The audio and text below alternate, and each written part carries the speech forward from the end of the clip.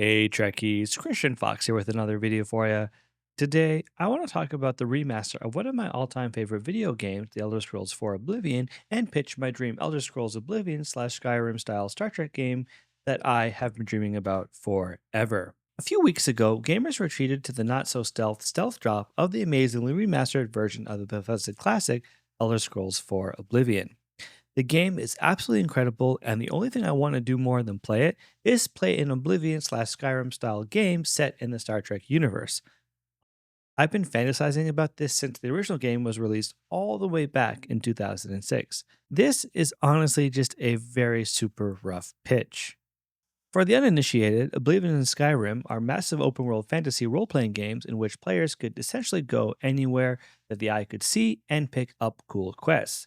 Like you can walk from the Imperial City all the way to the Cheydon Hall and pick up fun quests along the way, all while beating up bandits and other enemies. It's not so groundbreaking now, but it was a huge deal at the time.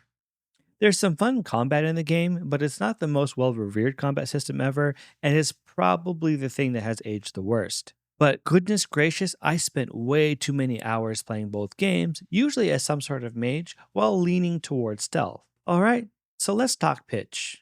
In my head, the game itself will take place on Bajor, specifically one of its many provinces. Let's say the Kur province for the sake of this video. Bajor itself is an interesting setting because it has the potential to have a lot of varied environments with very unique architecture based on what we've seen in Trek. The population with respect to what they do is also very diverse. It has artists, farmers, spiritual leaders, and possibly more than what we've seen in TNG and DS9. This is especially great because this can lead to lots of varied and interesting quests, which is essential to the Elder Scrolls series. I could also make a really strong case for the Klingon homeworld Kronos, but I really love Bajor. Within the world of Elder Scrolls, there are three types of quests.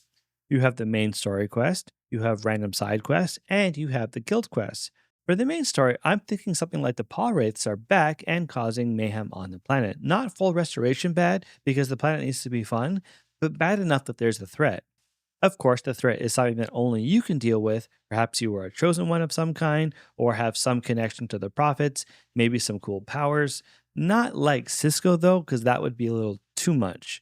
I'm still thinking about this, but the main story is never the attraction for me. For me, it's all about the guilds. In the games, there are four main guilds that you can join: the Fighters Guild, the Mages Guild, the Thieves Guild, and the Assassins Guild, aka the Dark Brotherhood. Each guild has its own storyline and unique quest line.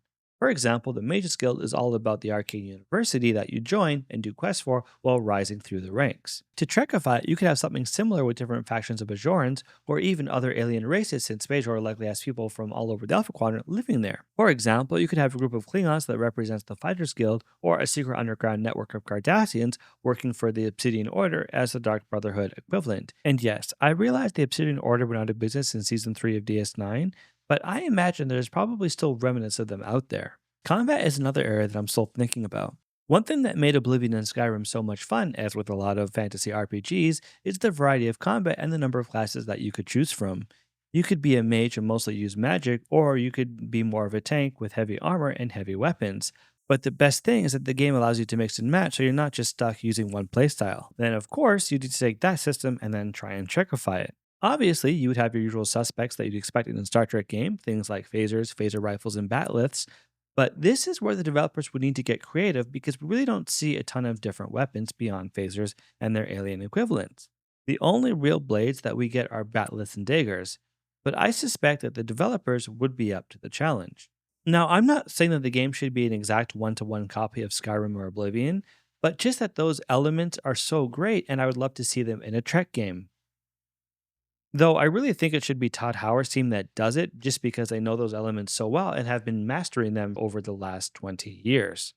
I'm not 100% certain about any aspect of the game, except for the fact that the game should open on Deep Space Nine in a security cell with the one and only Odo gruffly asking you who you are, prompting you to create your character.